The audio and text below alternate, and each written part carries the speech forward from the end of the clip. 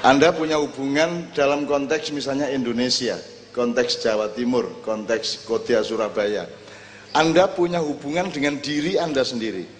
Anda punya hubungan, lebih detail lagi, Anda punya hubungan dengan hati Anda sendiri. Sebab hatimu duduk kon. Ngerti ya? Iku tanganmu, dirijimu, iku tapi duduk kon. Iku dirijimu, bukan kamu. Jelas ya? Jelas ya, jadi kamunya yang mana? Kamunya yang mana? Kan tidak pernah nanya ini kan? Jane awake dhewe iki ya apa sih kok saiki ribute kayak ngene, kita sedang berada di satu keadaan di mana negara kita tuh kayak hutan rimba dan awake dhewe kebebeng lek jerone. Lor ndi kidul ndi iki kewan moro-moro nyelonong, moro-moro ono sing bengok, sing situ njegok, sing situ takbir. Sing macam-macam lah. Jadi ini hutan rimba yang remang-remang ndak karu-karuan. Ada kabut, ono ambu taek, ono wah gak karu-karuan. Kita kehilangan apa? Kehilangan banyak sekali parameter. Jadi malam hari ini kita menurut saya kita belajar bersama dengan 1-2 simulasi workshop untuk menemukan di mana kita, siapa kita, mau apa kita, akan pergi kemana, gimana caranya berjalan dan seterusnya.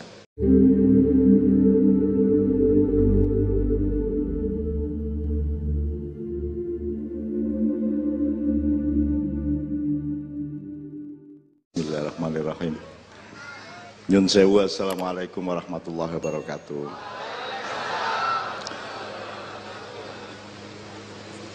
Perasaku ngene rek.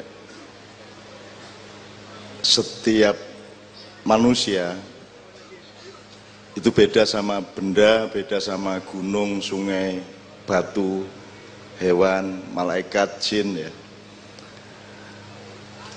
Kalau manusia itu dia melakukan segala sesuatu dengan kesadaran karena dia diberi akal.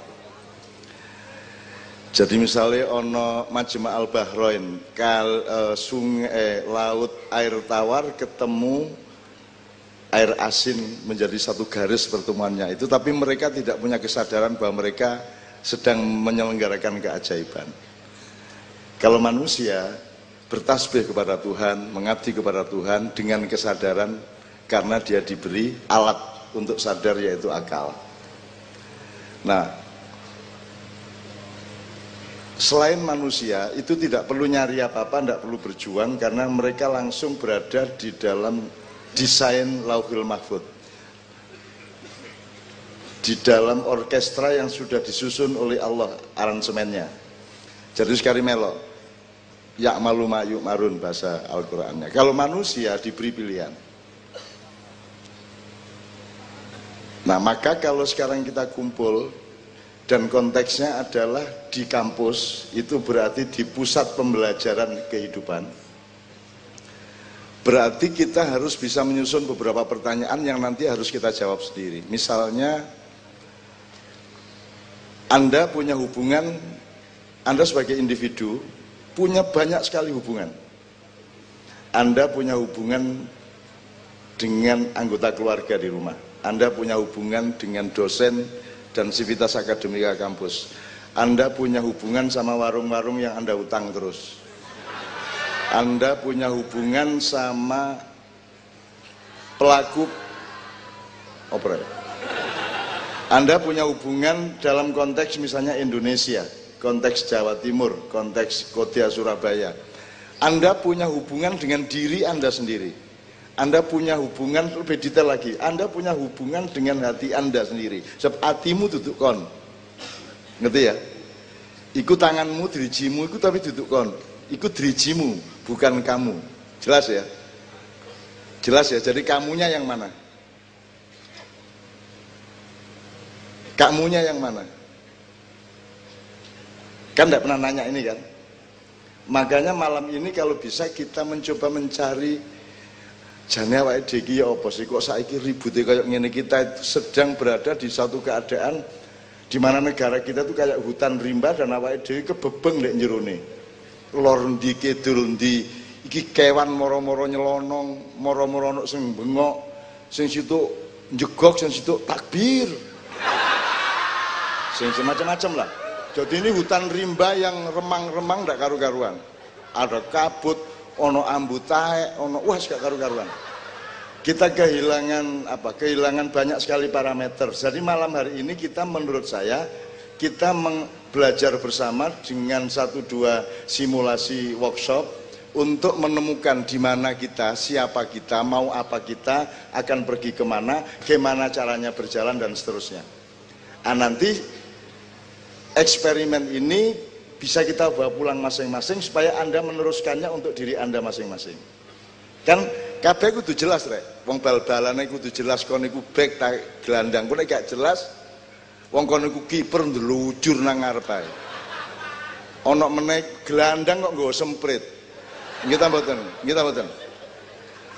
Ana meneh klebet iku malah dodol banyu. Aqua lho iki klebet ya. Itu kalau kita tidak mengerti siapa kita dan di mana kita. Kan gitu. Nah, saya kira malam hari ini ada baiknya kita ngincipi supaya nanti ketika kita ngomong Indonesia, lo bagaimana kamu bisa menjawab Indonesia wong kamu tidak ngerti letakmu di Indonesia dan kamu tidak mengerti letaknya Indonesia di kamu. Di daerah di Indonesia ini, di hatimu, di pikiranmu, pemetaanmu, konstelasi dan terminologimu kan gak jelas Indonesia nggone endi. Maka malam hari ini nek iso ayo jajal-jajal ndolek-ndolek iku mang. Nah, saiki ngene, ini kampus bukan SMA, bukan SMP, bukan SD, juga anggap ini antara S1 S2 ya, Pak ya. S3 ya mek didik tok. Suko S piro? Amin. Tidak saya lanjutkan Cak Donat. Maksud saya gini, nyun sewu kalau sekarang metodenya kan banyak, kita bisa bertengkar hanya karena metodologi. Tapi kan kita harus sepakati ngene, nek nganggo iki ketok ngene, nek nganggo kacamata ireng kok ketoke rada peteng, nek nganggo kacamata biru ketoke rada kaya es buah, nek kon nganggo kacamata blureng iku kok celinga kaya apa mesti ketoke blureng. Jadi malam ini kita menyepakati 1, 2 atau 2, 3 kacamata. Dan jangan disalahkan kalau tampaknya seperti itu karena kita pakai kacamata tertentu. Jadi Indonesia iki lak gelut mergo kacamatane, Pak. Lah ngono. Ahli nek iku mang duduk mripate duduk pengetahuan nek kacamatane iku mang sing gara iku ketok elek iku. Oh, kafir iku. Kafir iku. Mergo kacamatane. Lah arek-arek wis tak wuruki, Pak. Ase arek-arek wis tak wuruki. Saiki iki salat subuh haram, jelas ya? Wis. Dosen-dosen kayak krungu. Sholat duhur ya haram, asar ya haram, maghrib ya haram, subuh ya haram. Sing saiki ki wajib iku isak saiki ki. Jemuan saiki haram tak halal. Ya apa? Ana wong ngomong sholat itu wajib loh, gak ada ruang dan waktu. Saiki wong ngono iku. Kon kafir. Kafir nang sapa? Ndek endi? Pas lapo lak ngono sih. Nggih mboten. Contoh kafir iku nek sing gak cewek. Berarti dia melanggar amanah tentang kebersihan dan kesehatan. Maka dia kufur terhadap keharusan kesehatan dan kebersihan. Jadi kafir itu tidak bisa menjadi kosakata yang berdiri sendiri. Dia harus ada objeknya, dia harus ada predikatnya, dia harus ada dialektikanya. Se, aku kafir nang sopo se, nang dapurmu ancen aku kafir. Kan gitu. Aku upamane upamaku iki wong rada apik, aku kafir nang setan iblis tapi aku insyaallah berusaha muslim nang Gusti Allah. Nah, Allah sendiri kan kafir terhadap setan, betul enggak? Jadi Allah itu yang maha kafir. Ayo wani kon ngomong ngono. Terus mari ngono kok potong di YouTube. Allah itu yang maha kafir. Wes dipotong iku tok, terus diviralno. Wes. Ngono arek-arek senengane. Jadi arek saiki iki Pak senengane dodol sop buntut. Dadi nek ana sapi liwat diparani diketok buntute tok. Wong anjene pamriye keperluane dodol buntute gitu loh. Terus gak peduli sapine loro ya. Wong diketok buntute tok gitu. Aku yang ngono dadekno sapi karo arek-arek. Suwe-suwe tak sundang temen kan desene. Tak kandakno wong Madura, tak jak karapan kapok kon. Aku diganek ngono terus karo arek-arek. Selamat aku, gitu loh. Gak masalah aku. Sing masalah kon kok dilungkas. Ngono rek ya. Jadi kita sekarang belajar setiap kata, mari kita coba pertanyakan kembali. Any word, setiap kata coba kita pertanyakan kembali. Ojo gampang-gampang ngomong tak. Di Quran ada istilah namanya ruwaibidah. Rasulullah pernah mengatakan nanti akan datang suatu zaman yang sangat menyedihkan, di mana orang-orang yang bisa dipercaya justru diinjak-injak dan dibuang-buang, dan orang-orang yang pendusta dan munafik justru mereka yang dipercaya untuk memimpin, kata Rasulullah. Dan Pak ketika itu banyak ruwaibidah. Terus arek-arek takon napa niku ruwaibidah itu? Ruwaibidah itu bahasanya besok-besok namanya medsos. Napa niku medsos? Pokoknya iku ana nggon di mana uang iku gak mikir ngomong, tak gak dipikir. Wes didik ngomong, didik ngomong. Jadi langsung lewat drijine, gak lewat uteke, gak lewat atine. Selamat drijine. Karo ngesing adi berarti taeke Gus ngene. Itu namanya ruwaibidah.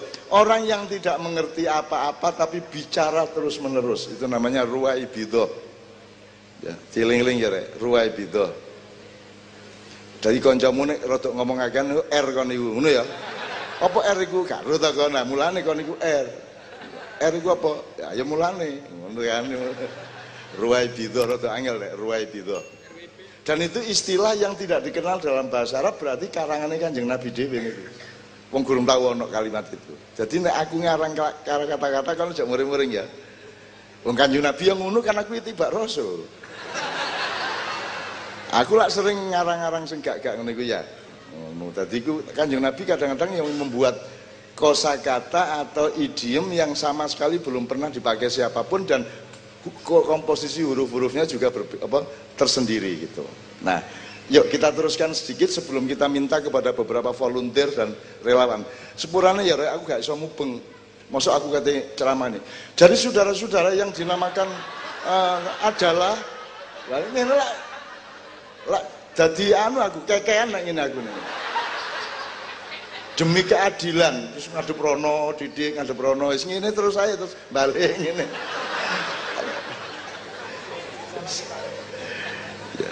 Salah kok ndek kono ya.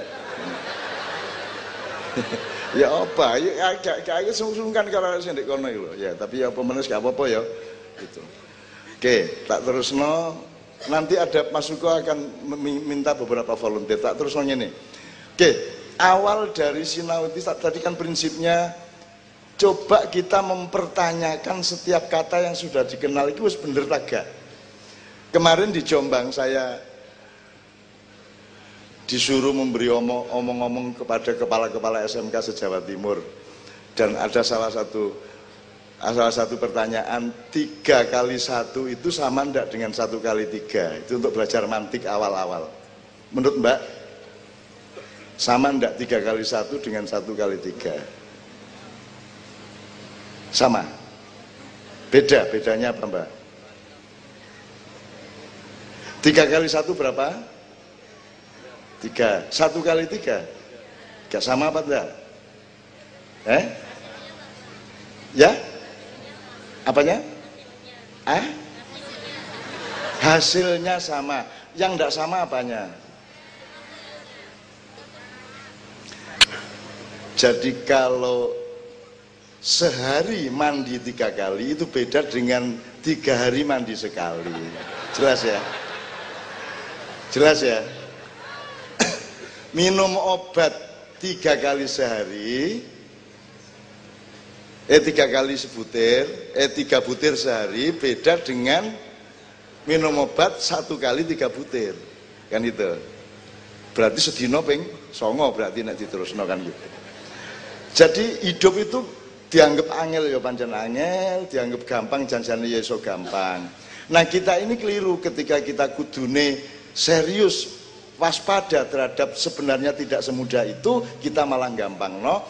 Ketika kita sebenarnya mudah kita malah ngel-ngel. Jadi banyak peristiwa di Indonesia janjane sederhana dingel-ngel tapi sing angel digampang-gampangno. Tapi ki aku gak oleh terusno ngomong ngene iki kok nek tutuk-tutuk politik kok lara ati meneh. Wong lucu-lucu kok di Indonesia iki. Lucu-lucu. Dakwah, pengajian iku sing teko arek sing pakaiannya api-api, alim-alim, pinter selawatan, pinter sembayang, lho wis alim-alim. Kayak apa pengajian wis alim kabeh. Lah goblok ae. Pengajian nek gimbal-gimbal karo arek durung pengajian kok gimbal lho. Pengajian iku digawe arek sing gimbal-gimbal ngono iku. Iku jenenge pengajian. Digawe arek sing gorong apik, gorong tepak, cak iso diterno, cak dadi tepak lak ngono sih. Lah nek kon niku wis kuplukan, wis santri, wis kenene wis ya, lagi apa pengajian? Oh, Indonesia ku lucu anjane. Kampanye P3, sing teko sapa? Wong P3 kabeh. Ya apa sih? Kampanye Golkar, sing diomongi saudara-saudara, sapa sing diomongi? Wong Golkar. Lagi. Wong wis bojoan muda karo ya nglamar. Ya, lak ngono sunat. Wis muda wong loro, suami istri ndek kamar, terus moro-moro sing lanang ngelamar. Kampanye itu lak ngelamar lho. Kita betul.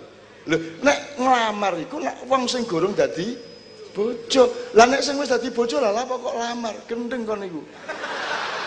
Wong kampanye Golkar kok sing teko wong Golkar, kita betul. Apa meneh liyane? Pengajian kok sing teko wong alim-alim. Ya nek arek-arek sing dengan saya kan jelas toh kualitasnya. Arek-arek ini. Jelas remuk toh. Jadi gak suka. Dai